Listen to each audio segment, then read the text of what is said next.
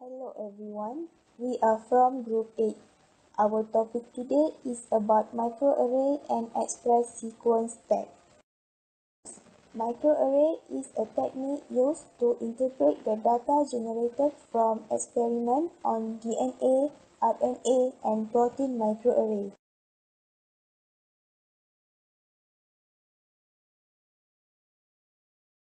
Microarray work based on orderly arrangement of samples where matching a known and unknown DNA sample. Hybridization is a process of an mRNA molecule to the DNA template. The amount of mRNA bound to each site indicates the expression level. Data is collected and a profile is generated. One example of analysis using microarray is the DNA microarray analysis. For better understanding of how DNA microarray work, let's look at this animation. Firstly, samples are removed from both the infected and the uninfected cells. Then mRNA is extracted. mRNA is reverse transcribed into the most stable cDNA that then fluorescently dyed.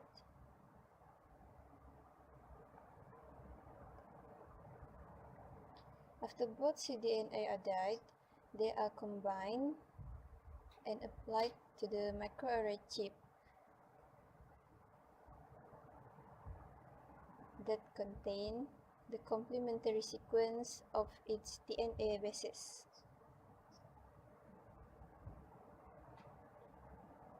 This dyed cDNA will only bind tightly to its corresponding feature and not at anywhere else. After this hybridization step, the chip is rinsed and scanned using the laser scanner to electronically capture the data. Microarray can be used as a gene expression profiling tool. It can answer fundamental questions in biology such as when, where, and to what magnitude genes of interest are expressed. Microarray also used as a comparative genomic tool, which means they can analyze genomic alterations such as sequence and SNPs. Okay everyone, our next topic is about express sequence tag or EST. EST defined as a short subsequence of a cDNA sequence. EST, known as fragment of mRNA sequence, derived from single sequencing reaction performed on randomly selected clones from cDNA library. Next, we will proceed with how EST being conducted. Firstly, we will look at the process of tag preparation from mRNA to generate cDNA. mRNA is very unstable outside of a cell, therefore they need to be converted into complementary DNA. As RNA cannot be cloned directly, they are reverse transcribed to double-stranded cDNA by using specialized enzyme known as reverse transcriptase. This cDNA is much more stable compound because it is generated from mRNA in which the intron have been removed. So, this cDNA represents only the expressed DNA sequence. Okay, the next step is to form express sequence tag from complementary DNA. In this process, the sequencing part only involves the beginning portion of the cDNA, produces 5' EST. As RNA cannot be cloned directly, they are reverse transcribed to double-stranded cDNA by using specialized enzyme known as reverse transcriptase. These regions tend to be conserved across species and do not change much within a gene family.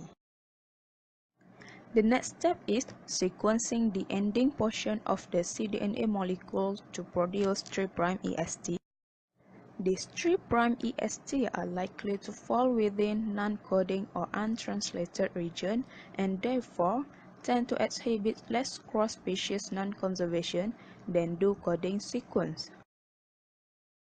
An example of analysis using the data of EST can be seen in the phylogenetic analysis of placental mammal evolution. The sequences were used to identify putative orthologous sequences from whole genome project, and it is more convenient as the frequency of potential sequencing errors was found to be lower than allelic variation. So actually, what can EST tell us?